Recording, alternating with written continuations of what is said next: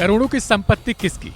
आज तक की एक रिपोर्ट के अनुसार गोगा मेडी की करोड़ों की संपत्ति और विरासत को लेकर दो पत्नियों शीला और सपना के बीच तकरार चल रही है। हालांकि इसे लेकर महिलाओं की ओर से आधिकारिक तौर पर कुछ नहीं कहा गया। वहीं अब तक पहली पत्नी शकुंतला ने मीडिया से कोई बातचीत नहीं की है। सवाल है कि गोगा मेडी, जिनकी कुछ बदमाशों ने गोली मारकर हत्या कर दी थी, हत्याकांड की परत दर पर खुलती जा रही है।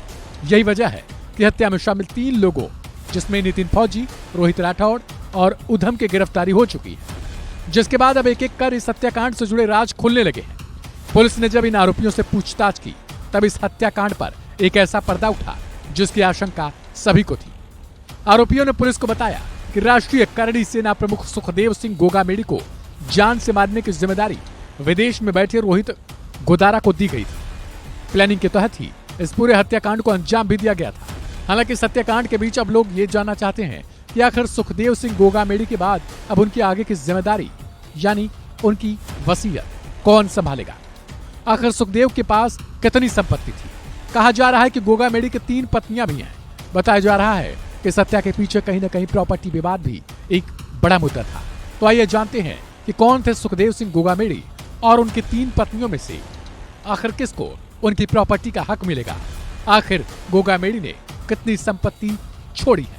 चुनावी हलफनामे में उन्होंने अपनी संपत्ति साल 2013 में सिर्फ 9 लाख रुपए बताई थी। इस चुनाव के बाद ही उन्होंने प्रॉपर्टी का धंधा शुरू किया था। वह ज्यादा से ज्यादा पैसे कमाना चाहते थे।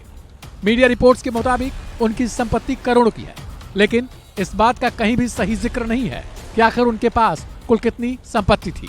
अब अगर फिलहाल इस केस की बात करें तो इस मामले को लेकर पुलिस पूछताछ में जो खुलासे हुए हैं वो आपको हैरान कर देंगे।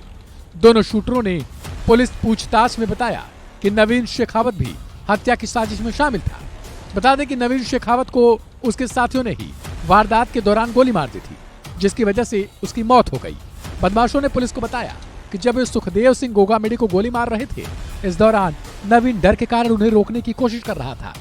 जैसे ही गोली मारनी शुरू की, नवीन एकदम खड़ा हो गया और रोकने लगा। फिर शूटरों ने नवीन को भी इसी के साथ गोली मार दी। मीडिया में अब खबरें छप रही हैं कि सुखदेव सिंह गोगा मेडी की हत्या के बाद उनकी तीनों पत्नियों में भी प्रॉपर्टी को लेकर विवाद बड़ा हो रहा है। हालांकि इस बात का कहीं जिक्र नहीं है कि यह पूरी प्रॉपर्टी किसके नाम पर होगी या तीनों में डिवाइड होगी। लिहाजा अभी इस फैसले का इंतजार करना होगा और देखना होगा कि इस केस में आगे जाकर और क्या खुलासे होते हैं।